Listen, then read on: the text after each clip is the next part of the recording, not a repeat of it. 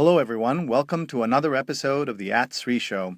Today, we're talking with Adam Galinksy, professor at Columbia Business School, who's written a book, Friend and Foe, When to Cooperate, When to Compete, and How to Succeed at Both. Is there any more important topic, Adam, as we think about what you've studied so far? I wouldn't want to say it's the most important topic in the world, but I think the idea that we are friends and foes with every person and every relationship we have, whether it's our spouses, our siblings, our colleagues, and how we navigate and manage that tension really helps determine how we succeed in life.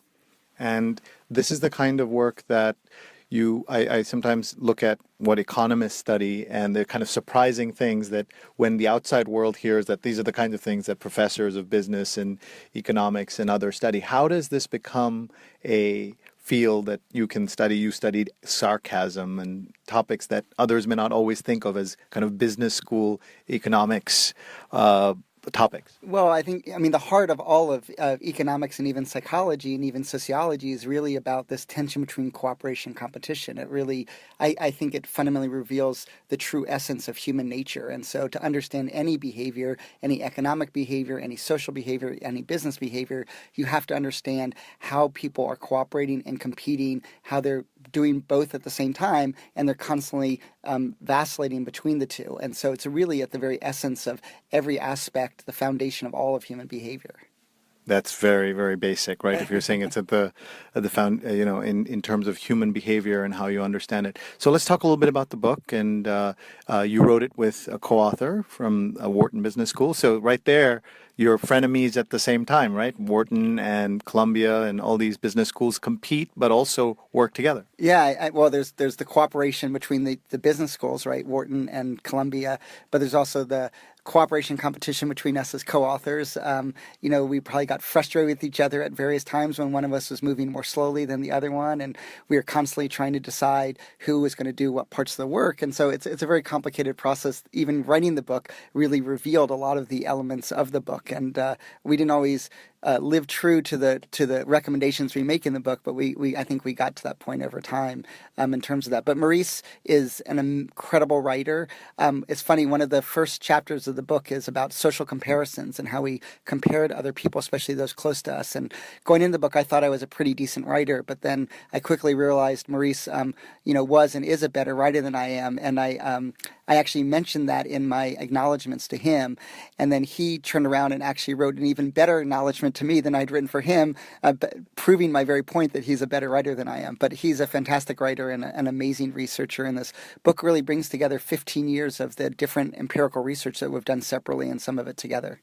And how did you find each other? You knew each other through the works, the world of business professors? Yeah, I think we're both people who are very interested in the topic of negotiations and cooperation, and so because of that, we ended up making a connection. There's a funny story behind the book, which Maurice had just gotten tenure when I ran into him at a conference, and he said, "Oh, I'm going to write a book on negotiations," and I basically said, "Don't do that." He said, "Why?" And I said, "Well, you're basically not going to say anything new that other basic negotiation books have all said. There's a certain tenets of negotiation that gets repeated ad nauseum." And I said, "I bet we could write a better book together." And so then we started talking about what would this book look like. And so it evolved from sort of this getting him away from writing just a negotiations book and really using sort of a much broader lens to bring in so many different literatures and so many different disciplines. And so we have animal studies, we have neuroscience studies, we have kids studies, we have relationship studies, we have business studies, economic studies, sociology studies, throughout the book. So it really evolved out of wanting to do something more than just a typical negotiation book and really get at the essence of human nature. So let's pick a few of those studies. Yeah. And what's the most surprising thing for you when you worked on this book that you learned about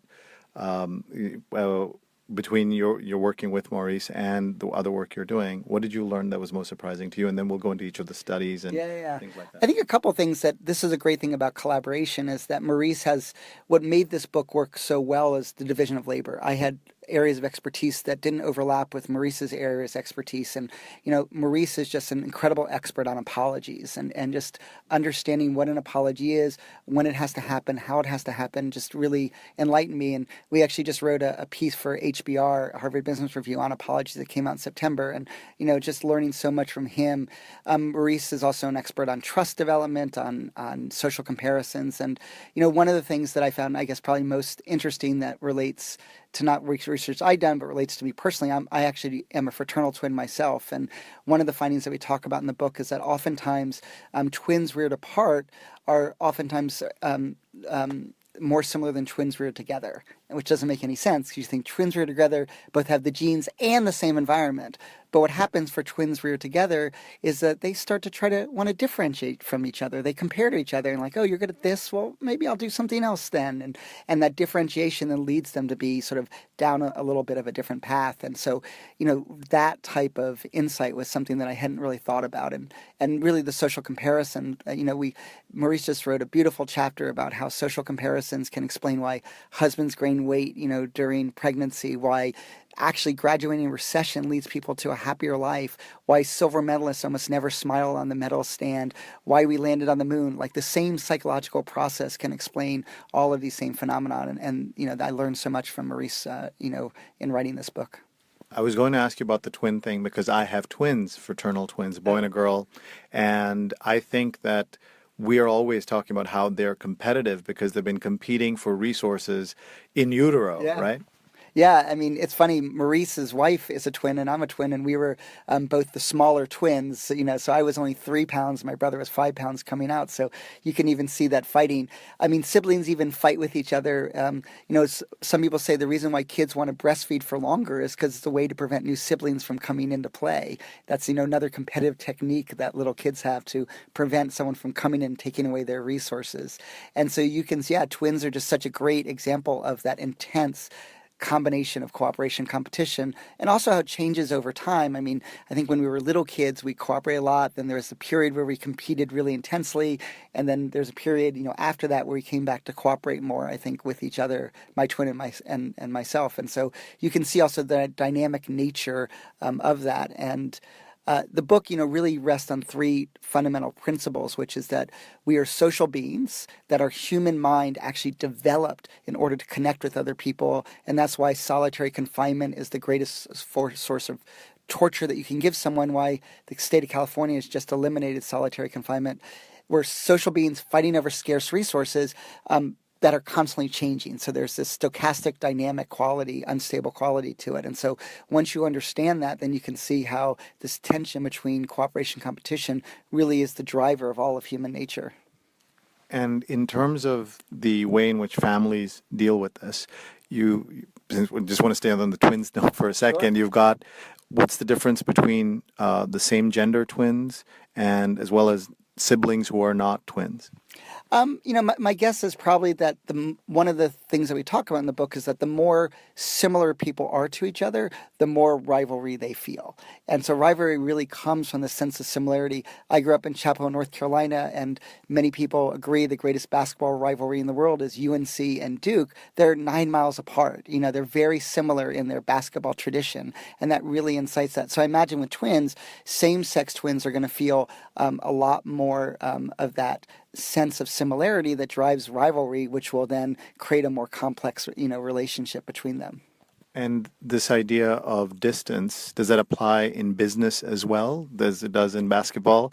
So do you have everything that's happening in Silicon Valley, for example, or Silicon Alley? How much of that is the distance? We know all the advantages of being near each other for talent and money and other things, but is there a competition and cooperation factor? Yeah, I mean, I think there's lots of studies that show basically that, the 3 features of rivalry are similarity, geographical proximity, and repeated interactions, right? And so if you get those, you create, but those are also some of the same variables that actually also increase cooperation, right? So you can see this tension. There's a great study recently done by a professor at Rice on food trucks. And food trucks, down in New York, this was down in Houston, but they compete intensely for each other, but they also cooperate all the time with each other. One of them, the Chinese food truck runs out of rice and and borrows from the Mexican food truck, because they have lots of rice on hand, and they're constantly, even though they're competing for the best spaces and for customers, they also are helping each other succeed in this environment. And I think you see that in Silicon Valley, where there's both this intense cooperation and intense competition for talent, but also working together. And you can really see how that happens in so many different aspects of life. So, but that's also the reason why there might be, for example, in a part of New York, there might be all similar stores all together, or the fashion district or the garment district, things like that. Yeah, I think there's lots of marketing reasons why that occurs. I went to Comedy Cellar last night, and I've been going there since I moved to New York, probably every few months. And last night I was just struck by, there was 5 different times walking there that someone invited us to come into comedy, and that hadn't happened in the past. So now Comedy Cellar this is the epicenter of comedy. So all the other comedy people move into this one area because people know to come there for comedy. And so there's sort of economies of scale that happen with that centralization. But then it creates that tension between cooperation and competition when people get very close together, because now they're not competing in separate turfs, they're competing in the same turf, and that makes things much more complicated. I've always wondered about the age factor as well, and in at least in the academic world, it seems like the organizations, the institutions that got started the earliest have a huge advantage in terms of brand recognition. And are there other industries where that also happens? That kind of, you talk about Ivy League schools or Oxford and Cambridge in England. Some of it was just the fact that they started early and then they stayed together. Is that part of this kind of cooperation and competition? Yeah, I mean, we have a whole chapter that's called When to Start Your Engines. And so this chapter is really about this idea about when do you want to go in different competitive interactions. And we talk about, do you want to make the first offer in a negotiation? Do you want to be the first one or last one that gets interviewed? Where do you want your name on a political ballot? And you can really see how order and precedent effects work in different ways. And I'll just give you sort of 3 of the examples from that. It's always better to be first on a ballot. And you look at George W. Bush winning the 2000 election, it's pretty clear. There's lots of reasons why he got 527 votes above Gore that could have led Gore to go the opposite way and win the election. But one of them was he was first on the ballot because his brother got to pick. And there's a huge ballot order effect. It's not by last name, but it would have been last name anyway, right? Bush and It Gore? would have been last name anyway, but only 12 states have the proper system, which is the FAIR system, which is a randomized rotational system where every name appears equally likely on the ballot in different spots. Because it's that important. Yeah. See, I would have thought it would just be alphabetical, but you're saying it matters, and that's why it should be randomized. Yeah. So there's something that's very important. Right. So if it's alphabetical, that just means you get a huge advantage based on your last name, which we don't want to happen. But one study found that there were 7 candidates in 2000 in California, which has a rotational system. George Bush got 9 percentage points higher when he was listed first and last, and so it's a huge effect. The second thing is, when do you want to go on American Idol? When do you want to go in figure skating? And the research shows is that actually you want to go later rather than earlier because a couple different psychological forces. One is people like an American Idol will go last are more easily remembered because they're more recent in memory. But even in figure skating where they vote after each candidate, at the very beginning they hold high expectations and they hold back really high ratings because they're not sure if someone else is going to do even better. And so you see this general progression of higher and higher scores in figure skating as you go through the round. And so that's an example where actually it's better to be last rather than be first. Studies of parole hearings show that you're more likely to be paroled when the judge first thing in the morning or right after lunch when they've had their coffee and they can think more clearly. When they get tired, they're just like, keep everyone in prison, keep everyone in prison. And so once you understand the dynamics, you can start to sort of figure out, okay, I want to be first on the ballot, I want to be last when I do figure skating, and I want to get paroled, right after lunch. So, In the materials you have promoting the book and sending out to journalists and others, you have a series of surprising discoveries. And so I'm just going to read out some of these and maybe you'll tell us the answers to them. But before I do these, you mentioned something that's really important because I don't know how many American Idol contestants are listening to the show, but I certainly know lots of people who are interested in getting jobs or are listening to the show. So talk about that. Should I be interviewed first or last for the interview process? Do I want to get in early or later on the interview process? Yeah, I mean, I think, there's some complexity to it, but I'll just give you the example from academic hiring. Typically, when you hire a professor, they come in for the day and you have people come over, 2 to 3 weeks, maybe 4 or 5 candidates. And I got interviewed back in 1998 at the University of Chicago for a tenure track job in the Booth School of Business, and they wanted me to be the first candidate. And I wasn't sure if that felt right, and I asked some of my colleagues, including one who was going to go on to win the Nobel Prize in Economics, Danny Kahneman, and they all said, go first, you're going to anchor everything in your favor, and I didn't get the job. And then I went back and I looked at every job search that happened at Princeton since I was there, which were 5 of them, and the last candidate got the job every time. And so then when I got to Kellogg, I noticed we used to interview people in December and January. Over like a 10-year period, one person who interviewed in December ever got the job. And so you could just see how going later allowed people to be more memorable in people's mind. Maybe people lowered their standards a little bit by the end. And so there's a huge advantage. Now, that wouldn't always work that way. So if you imagine you're interviewing 20 people in the day, you want to figure out, well, are they more likely to say yes when they're tired or more likely to say no when they're tired? So it gets a little bit more complicated.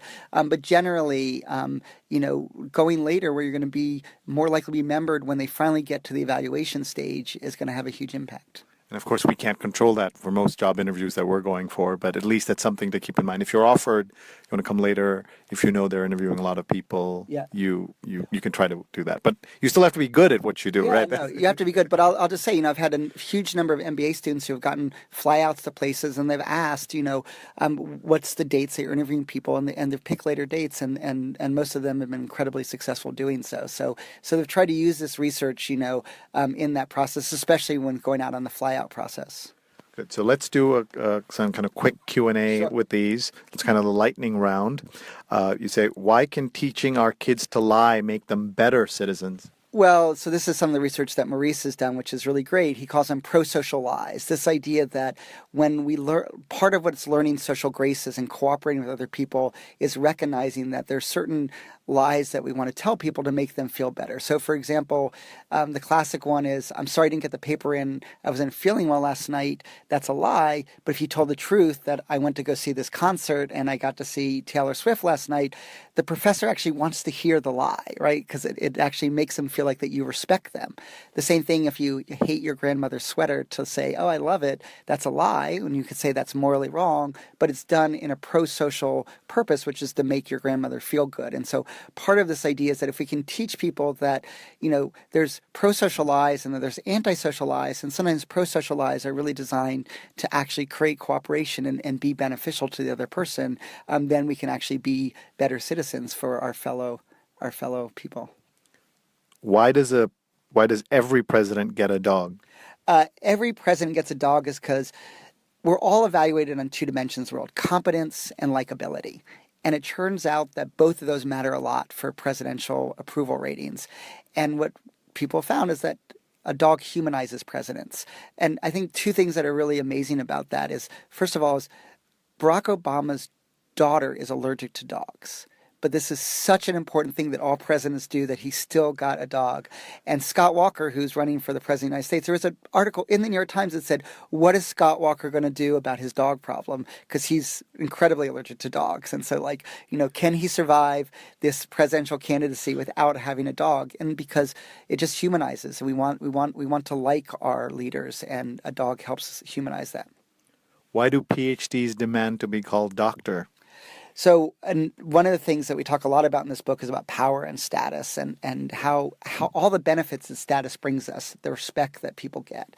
And what we've found in research is that some professors really want to be called doctor because they're insecure about their status. And so in the United States, in the Northeast, it's very high status to New York, Boston, it's high status to be a professor. You can call me Professor Galinksky, that's fine. But down where I grew up in Chapel, North Carolina, there's not so much respect accorded to professors. And so down there, people get called doctor as a way to sort of try to signal a little bit more respect. One great study showed that they looked at professors who came from less prestigious schools or didn't have very good research records, and they were more likely to put doctor or professor in their email subject heading. So the less status they had, the more likely they were to brandish status symbols on their email signature. One of the things, if you see this TV show, Pawn Shop, P-A-W-N, whenever I say that word, you have to be very careful. Yeah, exactly. We were talking about pawning. Why do pawnbrokers ask customers to make the first offer? What do they know about psychology that the rest of us don't? So In general, my research has shown that going first often benefits negotiators. And so one of the general laws is that making the first offer allows you to anchor the negotiation in your favor. However, that doesn't occur in one really, really, really important case, which is the other side has a lot more knowledge about the product that you're negotiating over. So when you walk into a pawn shop, they're pretty good at knowing how valuable the thing really is, but they don't know if you know how valuable it is. So you could walk in with the Mona Lisa and think it's just some painting that you found in your garage, and they say, how much do you want for it? And it might be worth 40 million, but you might say, oh, give me 300. They're like, I'll give you 250, and then you get the deal. And so they allow the other people to make the first offer because they can protect themselves from the other side's first offer because they know the value of things, but they don't know if the other side knows the value of the things. And where does that apply in other parts of our lives, including freelance rates, job hunting, that kind of thing? Yeah, I mean, I think the general principle is if you're a well-informed negotiator that knows sort of the market dynamics and the general ranges and has sufficient information about the other side's preferences and alternatives, you should always make the first offer. And so what I teach everyone is never negotiate until you get enough information. Let's take buying, some like a rug in Istanbul or a shirt in Beijing, what a market is. What you want to do is you want to walk around that market, see what other people are getting offered, see what deals they're reaching before you get to the point of doing that, and then you're going to have much more knowledge so you won't get anchored on some crazy number or throw out a totally inappropriate number where you could have gotten a lot less. All right. I'm talking with Adam Galinsky, Professor Dr. Adam Galinsky from Columbia Business School, who's the author of Friend and Foe, When to Cooperate, When to Compete, and How to Succeed at Both. We're going to take a break. But when we come back, we're going to get some more secrets out of the good professor and also learn about how he's able to do all this great work and research while also teaching classes at the school. We'll be right back. And don't forget to check out the archives of the @Sree Show. We'll be right back. Can we pause for 1 second? Yep. Oh, awesome. Is that going okay? Yeah, perfect. Oh. Yeah. How do you think? Yeah, it's good. I wasn't sure if I was going into too much detail. No. That's How old perfect. are your twins now? They're 12. And are they boy and girl, you said? Boy and girl. So I think it's probably very different than two boys. Yeah. And we can see the similarities though, Yeah. and the competition, whatever exactly what you said. And we saw this just at a kind of basic level. One of them was getting ready to crawl. We could see, and then his sister started crawling first, and then he just said, I'm not going to crawl. And he thought, because of all the attention she got, he decided, instead we thought it would motivate him more. Yeah. He just said, I don't want to do it because there's no point. He was in fact getting more attention from not crawling, right? Because you now pay attention to him. So it was like he learned that. It's so funny. Well, the story was my brother crawled and I crawled the next day, so it sort of also so it depends. So they're in 6th grade now, or they're going to 7th grade. 7th grade. So Okay. And do you live in the city? Or? Yeah, we do. We live on 96th Street, and they're going to Hunter. Okay. Yeah. Oh, that's awesome. Yeah. Where do you live? 113th and Riverside. Oh, so. okay. I lived on opposite the Symposium, the Greek restaurant. Oh, yeah. Between Amsterdam and Broadway. You've been there, right? Yeah. It's terrific. Yeah, I don't know if I've been to that restaurant. You got it. Yeah. They have, but also what street is it? on 113. Oh, 113 between Amsterdam and Broadway. I've never been there actually. No, you must go. Yeah. You must go, and they have a nice back garden. Oh. And the mixed appetizer is very good. Oh, that's awesome. All right, so another about 5-7 minutes. Yeah, sure. Okay, and then we'll be done. Start in 5, 4. Hi, everyone. Welcome back to @Sree Show. I'm talking with Adam Galinsky, author of Friend and Foe, When to Cooperate, When to Compete, and How to Succeed at Both. And he's written the book with Maurice Schweitzer, who's a professor at the Wharton School of Business.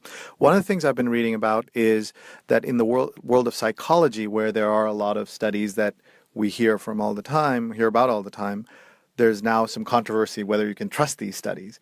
And so as someone who's put in a lot of emphasis on studies, how do you first react to the findings, and then how does this affect your work? I think it's a great question. I think, first of all, science is based on replication, and so we trust things by having researchers, study similar topics, and not just the same lab, but other people. I think one of the things that we've done, I think, pretty well in this book is really focus on research that has been replicated, not just by ourselves, but by other people. So the first offer effects and negotiations I mentioned have been studied by multiple researchers from all over the world, and studies run by lots of different individuals. A lot of the research I've done on power has been replicated in multiple countries, again, multiple labs all over the world. And so I think what you want to focus on is not just on an individual study, but a series of studies that multiple labs have done over a series of time to try to understand some psychological process or economic behavior.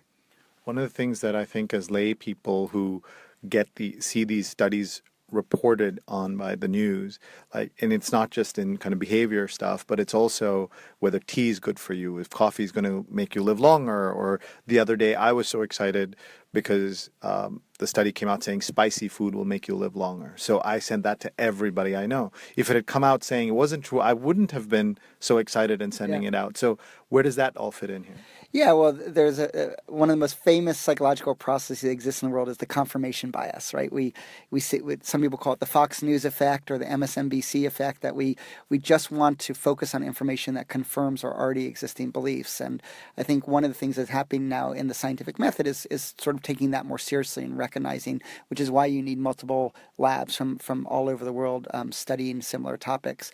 One of the other things, though, I think that is really important is science really develops because there's famous moderators that exist in the world. So everything that exists isn't always true. So I've, for example, shown that on average, that people who are put into positions of power tend to, I say, lose their psychological steering wheel. They become a little bit more self-focused and less able to take other people's perspectives. Now, some people in Europe did a study where they showed that effect reverses for people who have a personality variable of like high interpersonal sensitivity. And you actually put them in power and they become even more interpersonally sensitive to others. And so part of it is trying to understand, the dynamics that exist. I'll give you just one other example. There was a studies that came out that showed that you put people together as groups and they made riskier decisions. And it was called the risky shift, is sort of a great idea. And then a bunch of people weren't able to replicate that. And some people started finding the opposite effect. And then they realized, well, the risky shift occurred when there was already a little bit of risk in the group, but not too much. But if there's actually a little bit of conservatism in the group, then the group actually became more conservative when they got together and discussed it. And then we came up with a new phrase, group polarization. And so you can see how science develops by sort of taking seriously, the counter findings and the failures to replicate and try to say, well, can we figure out what the key difference is between these studies that worked and didn't? And then we can discover some new insights. Just one other quick example, which I really love, is, does performing something in front of, does being aroused, does it help or hurt performance? Some people found it helped, some people found it hurt. And they found out, well, it turns out arousal, let's say from appearing in front of other people, helps when the dominant response is helpful in the task. This is why experts do even better when they're observed by others. But if the dominant response is wrong for the task, then you do even worse when you're aroused, because arousal makes your dominant response come out. And so that's one of the reasons. So that's, again, another example of this famous moderation. And as you think about the book and what you've worked on, what are some things kind of in a practical way that people can change their behavior that you think people do because they don't know any better? So we talked about some of the career stuff, the job hunting, all of that. But what are some other simple things that they can do that can make their lives better, smarter? I think one of the most important human characteristics that people have is perspective taking, the ability to stop, focus on ourselves, but sort of focus on other people. And we show, for example, in one of the chapters, we talk about how, perspective taking is really, in some ways, the most adult human of all psychological processes. So differentiates us from other animals. One of the key tests is the mirror test. So when you look into a mirror, you see yourself. When a hyena looks into the mirror, they think it's another hyena, and eventually they're going to attack that hyena because it's attacking them, and then, you're out of mirror, basically. And kids, you put a 6-month-old, you put something on their forehead, they just think it's another kid, but at about a year they'll start to wipe it off because they recognize it's their own forehead. And so you can start to understand how we take the perspective of other people, and that can help us be a better entrepreneur. It can help us be a more effective leader. I just had a piece in the New York Times about how when you're in power, your whisper can be experienced by a shout by other people. And so just understanding how our behavior impacts other people is maybe, I think, the most important skill that people can have, and that will help them cooperate and compete more effectively. So the last question for you is, because I promised our readers we'd talk about this, you teach a full load of classes at the school, and you're very prolific. There are professors who are prolific, but not all of them are. So what are some of your own secrets to being so prolific? I think the key secret is collaboration and cooperation. Is I have so many amazing co-authors all over the world. I've collaborated with people in Australia, Israel, Netherlands, Germany, France, England, Spain, and it's just all over the U.S. And so it's the way I've been productive is just sharing ideas with other people, cooperating. I'll give you just one example that's happened more recently. Is I've been working on a paper with colleagues on looking at how multicultural experiences affects a variety of behaviors, from creativity to even unethical behavior. And we found out some people at Harvard were working on the same topic. So rather than competing with them, we said, why don't we join forces, work on the project together, and all be co-authors? And so that's sort of one of the ways that I think that has allowed me to be successful, is to not compete with other people, but also find ways to cooperate. All right, so you're living your book and your ideas. That's wonderful. So our guest has been Adam Galinsky, author of Friend and Foe: When to Cooperate, When to Compete, and How to Succeed at Both. In his book, there are many other things you can learn, and I'll just leave you with them so that you'll be motivated to go get the book. Why do spouses come to look like each other? And why do husbands gain weight during their wives' pregnancy? That's something we all have heard about, but this, why do spouses come to look like each other? I know you'll want to get the book just for that, but also all kinds of other cool stuff as well. Please check it out. And thank you very much, Adam. And you can find Adam online and on Twitter as well. And thanks very much, Adam. Thank you so much. This was a great pleasure. And thank you for listening. As always, would love your feedback. Sree@sree.net is my email. Sree.com is a chain of motels in Florida, so you don't want to write to them unless you're looking for a room. And my Twitter handle is @Sree. Thanks very much, and we'll see you next time on the @Sree Show.